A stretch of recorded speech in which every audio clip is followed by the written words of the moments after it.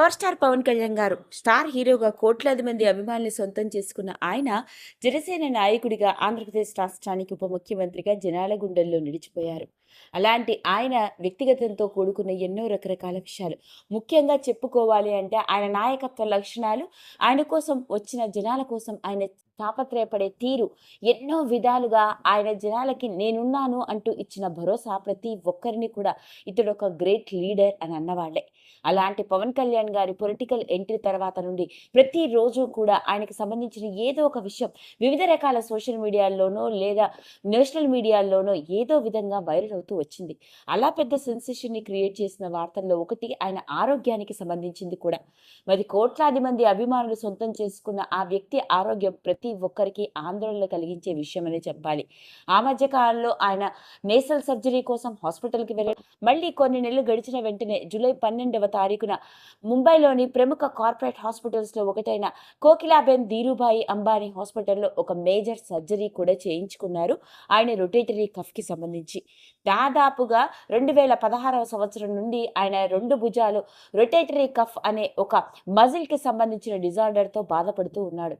విపరీతమైన నొప్పితో బాధతో ఉన్న ఆయన తన విధి కార్యకలాపాల్లో ఎలాంటి ఇబ్బందులు రాకూడదని ఆ సర్జరీని ఎప్పటికప్పుడు పోస్ట్పోన్ చేసుకుంటూ వచ్చారట. కాకపోతే ఈ మధ్య కాలంలో గాయం తీవ్రత ఎక్కువైపోవడం, పైగా కింద పడిన వస్తువును కూడా, ఎలాంటి తేలికపాటి వస్తువును కూడా లేపలేని స్థితిలో ఆయన భుజాలు అంతగా అతన్ని బాధ పెట్టడంతోనే ఆయన తన కుడి భుజానికి సర్జరీ చేయించుకున్నారు.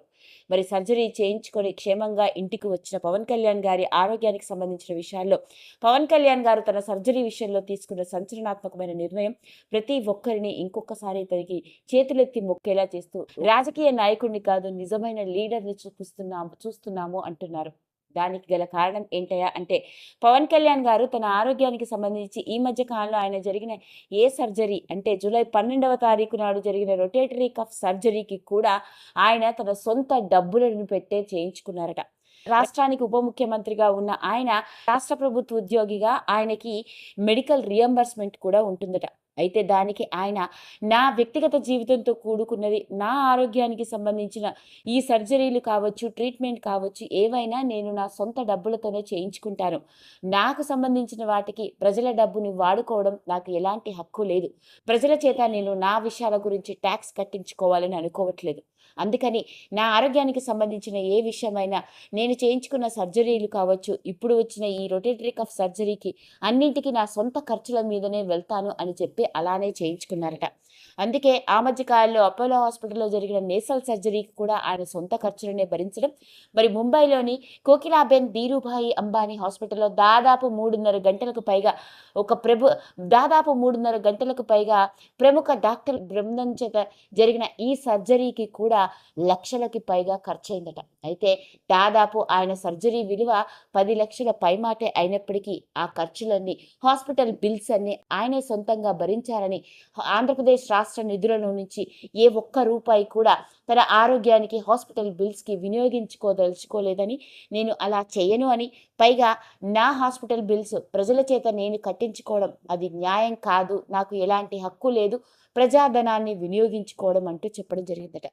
ఇవన్నీ వింటూ ఉంటే నిజంగానే అనిపిస్తుంది పవన్ కళ్యాణ్ గారు ఒక రాజకీయవేత్త కాదు, ఒక లీడర్ అని.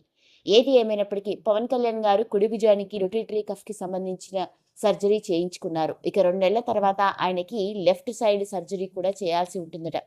ప్రస్తుతానికి ఆయన 3 వారాల పాటు కంప్లీట్ బెడ్ రెస్ట్ అవసరమని, ఇంట్లోనే ఉండి ఆయన విధి కార్యకలాపాలను సాగించుకోవచ్చని, 3 వారాల రెస్ట్ తర్వాత ఫిజియోథెరపీ కూడా ఉంటుందని, వీటితో ఆయన కుడి భుజం సరైపోవడం, కుడి భుజం పూర్తిగా తగ్గిపోయిన తర్వాత మళ్ళీ ఎడం భుజానికి వెంటనే చేయాల్సి ఉంటుందని డాక్టర్లు కూడా చెప్పడం జరిగింది.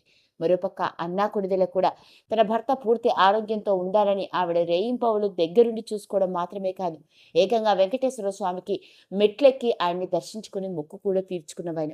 ఏది ఏమైనప్పటికీ పవన్ కళ్యాణ్ గారికి సంబంధించిన ఎన్నో రకరకాల విషయాలు ఆసక్తికరంగా వెలుగులోకి వస్తున్న నేపథ్యంలోనే ఇలాంటి అతి అరుదైన సంఘటనలు ప్రతి ఒక్కరిని ఈ గొప్ప వ్యక్తి గురించి మాట్లాడుకునేలా చేశాయి. మరి పవన్ కళ్యాణ్ గారి పూర్తి ఆరోగ్యంతో తేరుకోవాలని మనం కూడా కోరుకుంటూ గెట్ వెల్ సూన్ అని కమెంట్స్ పెట్టేద్దాం. ఈ వీడియో కనుక మీకు నచ్చినట్లయితే లైక్ చేయండి, షేర్ చేయండి, సబ్స్క్రైబ్ చేసుకోండి. మరిన్ని వీడియోస్ కోసం పక్కనే ఉన్న బెల్ ఐకాన్ని నొక్కడం మాత్రం మర్చిపోకండి.